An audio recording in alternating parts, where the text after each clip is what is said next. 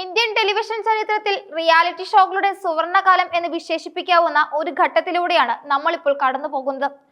ബോളിവുഡ് മുതൽ ദക്ഷിണേന്ത്യൻ സിനിമാ മേഖലകൾ വരെ ഒരേപോലെ എടുത്ത ബിഗ് ബോസ് എന്ന ബൃഹത്തായ ഷോയുടെ 7ാം സീസൺ മലയാളത്തിൽ കഴിഞ്ഞ നവംബറിലാണ് പൂർത്തിയായത്. സൂപ്പർ താരം മോഹൻലാൽ അവതാരകനായി എത്തുന്ന ഈ ഷോയുടെ അടുത്ത സീസണിനായി ആരാധകർ ആകാംക്ഷയോടെ കാത്തിരിക്കുകയായിരുന്നു.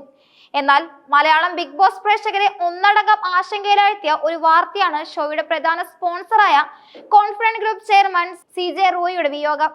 ഷോയുടെ അവിഭാജ്യ ഘടകമായിരുന്ന അദ്ദേഹം വിടവാങ്ങിയതോടെ സീസൺ 8 നടക്കുമോ എന്നും പുതിയ സ്പോൺസർമാരെ കണ്ടെത്താൻ സാധിക്കുമോ എന്നുള്ള ചർച്ചകൾ സോഷ്യൽ മീഡിയയിൽ സജീവമായി. ഈ ഒരു അനിശ്ചിതാവസ്ഥ തുടരുന്നതിനിടയിലാണ് ബിഗ് ബോസിനേക്കാൾ ആവേശകരവും കടുത്തതുമായ ഒരു പുതിയ റിയാലിറ്റി ഷോയ്ക്ക് ഇന്ത്യൻ ടെലിവിഷനിൽ തുടക്കമായിരിക്കുന്നത്. ബിഗ് ബോസ് എന്ന രാജ്യാന്തര ഫോർമാറ്റിനെ വെല്ലുവിളി ഉയർത്തിക്കൊണ്ട് ദി 50 എന്ന അത്യാധുനിക റിയാലിറ്റി ഷോയാണ് ഇപ്പോൾ ഹിന്ദിയിൽ തരംഗം സൃഷ്ടിക്കുന്നത്. ഫെബ്രുവരി 1 ആരംഭിച്ച ഈ ഷോയുടെ 15ഓളം എപ്പിസോഡുകൾ ഇതിനോടകം തന്നെ പ്രേക്ഷകർക്കിടയിൽ വലിയ ചർച്ചകൾക്ക് വഴിവെച്ചു കഴിഞ്ഞു. ഫ്രഞ്ച് റിയാലിറ്റി ഷോയായ ദി 50 എന്ന ഫോർമാറ്റിലെ ഇന്ത്യൻ പതിപ്പാണ് ഇപ്പോൾ ഹിന്ദിയിൽ പുറത്തിറങ്ങിയിരിക്കുന്നത്.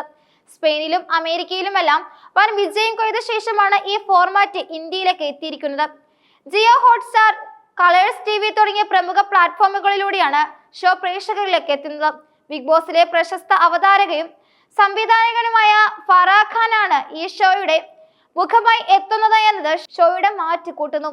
എന്താണ് ദി 50 എന്ന് ചോദിച്ചാൽ അത് കേവലം ഒരു അടച്ചിട്ട മുറിക്കുള്ളിലെ സംസാരമല്ല, മറിച്ച് അതിജീവനത്തിന് വേണ്ടിയുള്ള കടുത്ത പോരാട്ടമാണ് എന്ന് പറയേണ്ടി വരും. ഒരു കൂറ്റൻ കൊട്ടാരത്തിന് സമാനമായ ഇടത്തിലാണ് ഈ ഷോ നടക്കുന്നത്. വിവിധ മേഖലകളിൽ നിന്നുള്ള പ്രശസ്തരായ 50 പേരാണ് മത്സരത്തിനായി അണിനിരക്കുന്നത്. ബിഗ് ബോസിനെ പോലെ തന്നെ ഈ ഷോയുടെ നിയന്ത്രണവും അദൃശ്യനായ ഒരു വ്യക്തിയുടെ കൈകളിലാണ്. എന്നാൽ ഇവിടെ അദ്ദേഹത്തെ വിളിക്കുന്നത് ലയൺ എന്നാണ്. ഷോയുടെ ലോഗോയിലും ഒരു സിംഹത്തെയാണ് കാണിക്കുന്നത്. നിയമങ്ങളില്ല എന്നതാണ് ഈ ഷോയുടെ ഏറ്റവും വലിയ പ്രത്യേകത. നോ റൂൾസ് എന്ന ടാഗ്ലൈൻ സൂചിപ്പിക്കുന്നത് പോലെ അപ്രതീക്ഷിതമായ നീക്കങ്ങളിലൂടെയാണ് ഓരോ നിമിഷവും ഷോ കടന്നു പോകുന്നത്. ബിഗ് ബോസിൽ നിന്നും ഈ ഷോയെ വ്യത്യസ്തമാക്കുന്ന പ്രധാന ഘടകം ഇതിലെ എലിമിനേഷൻ പ്രക്രിയയാണ്. സാധാരണ റിയാലിറ്റി ഷോകളിൽ പ്രേക്ഷകരുടെ വോട്ടിങ്ങിനെ അടിസ്ഥാനമാക്കിയാണ് മത്സരാർത്ഥികൾ പുറത്തു പോകാറുള്ളത്. എന്നാൽ ദി 50 ഷോയിൽ വോട്ടിങ്ങിന് സ്ഥാനമില്ല. പകരം മത്സരാർത്ഥികളുടെ പ്രകടനമാണ് അവരുടെ ഭാവി നിശ്ചയിക്കുന്നത്. ശാരീരികമായ അധ്വാനം, ആവശ്യമായ കടുത്ത ടാസ്കുകളാണ് ഇതിന്റെ ജീവൻ. ഓരോ ടാസ്കിലും തോൽക്കുന്നവർ നേരിട്ട് എലിമിനേഷനിലേക്ക് എത്തും. ടാസ്കുകളിൽ വിജയിക്കുന്നവർക്ക് സ്പെഷ്യൽ നോമിനേഷൻ പവറുകൾ ലഭിക്കും. ഈ അധികാരം ഉപയോഗിച്ച് ഇവർക്ക് തങ്ങൾക്ക് ഇഷ്ടമല്ലാത്തവരെ നേരിട്ട് പുറത്താക്കാനോ അല്ലെങ്കിൽ തങ്ങളുടെ കൂട്ടാളികളെ നോമിനേഷനിൽ നിന്ന് രക്ഷിക്കാനോ സാധിക്കും. അതായത് മത്സരാർത്ഥികൾ തന്നെയാണ് അവിടുത്തെ വിധികർത്താക്കൾ എന്ന് ചുരുക്കം. പുറത്താക്കപ്പെട്ട മത്സരാർത്ഥികളെ സേവ് ചെയ്ത് തിരികെ കയറ്റാനും അവർക്ക് അവസരം ലഭിക്കും. ഇതോടെ ബിഗ് ബോസിനേക്കാൾ തന്ത്രപരമായ നീക്കങ്ങൾക്ക് ഈ ഷോയിൽ അനിവാര്യമായി വരുന്നു എന്നതാണ് സാരം. സഖ്യങ്ങൾ രൂപപ്പെടുത്തിയും ചതിയും തന്ത്രങ്ങളും ഉപയോഗിച്ച് മുന്നേറുകയും ചെയ്യുന്നവർക്ക് മാത്രമേ അവസാന ഘട്ടം വരെ കൊട്ടാരത്തിൽ നിലനിൽക്കാൻ സാധിക്കൂ. ടാസ്കുകളിലൂടെ കാഠിന്യവും ഒരേ നിമിഷം മാറി മറിയുന്ന അധികാര കേന്ദ്രങ്ങളും ഷോയെ അതിവേഗത്തിലുള്ള ഒന്നാക്കി മാറ്റി. ബിഗ് ബോസിനെ പോലെ 3 മാസക്കാലം സാവധാനത്തിൽ പോകുന്ന ഒരു രീതിയല്ല ഇവിടെ. ഓരോ എപ്പിസോഡിലും ഒന്നിലധികം പേർ പുറത്താക്കപ്പെടാനുള്ള സാധ്യത ഇതിലുണ്ട്. ഈ ഷോയുടെ ഏറ്റവും വലിയ പ്രത്യേകതയും കൗതുകകരമായ കാര്യം ഇതിലെ സമ്മാനത്തുകയുടെ വിതരണമാണ്. സാധാരണയായി ഒരു റിയാലിറ്റി ഷോ വിജയിച്ചാൽ അതിലെ വലിയൊരു തുക വിജയിക്കുന്ന മത്സരാർത്ഥിക്കാണ് ലഭിക്കുക. എന്നാൽ ദി 50 ഷോയിൽ വിജയിക്കുന്ന ആൾക്ക് ആ തുക വ്യക്തിപരമായി സ്വന്തമാക്കാൻ കഴിയില്ല. പകരം തന്നെ പിന്തുണച്ച ആരാധകർക്കും താൻ പ്രതിനിധീകരിക്കുന്ന ചാരിറ്റി സ്ഥാപനങ്ങൾക്കും ആ പണം വിട്ടുകൊടുക്കേണ്ടി വരും. അതായത് മത്സരാർത്ഥി ജയിച്ചാൽ അതിന് സാമ്പത്തിക ലാഭം ലഭിക്കുന്നത് ജനങ്ങൾക്കാണ്. ഈ ഒരു നൂതനമായ ആശയം സോഷ്യൽ മീഡിയയിൽ വലിയ അഭിനന്ദനങ്ങളും ഏറ്റുവാങ്ങുന്നുണ്ട്.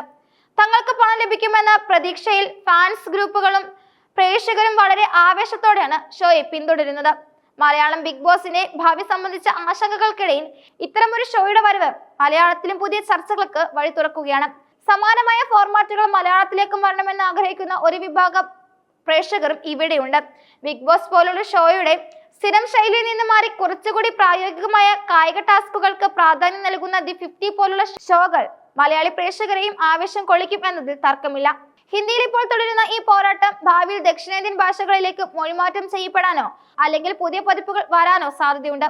നിലവിൽ ഹിന്ദിയിൽ മികച്ച റേറ്റിംഗുമായി മുന്നേറുന്ന ദി 50 ഇന്ത്യൻ റിയാലിറ്റി ഷോ ചരിത്രത്തിലെ ഒരു വഴിത്തിരിവായി മാറുമെന്നത് ഉറപ്പാണ്. ബിഗ് ബോസിന്റെ 8ാം സീസണായി കാത്തിരിക്കുന്ന മലയാളികൾക്കും ഈ പുതിയ ഷോ ഒരു പുത്തൻ അനുഭവമായിരിക്കും സമ്മാനിക്കുന്നത്.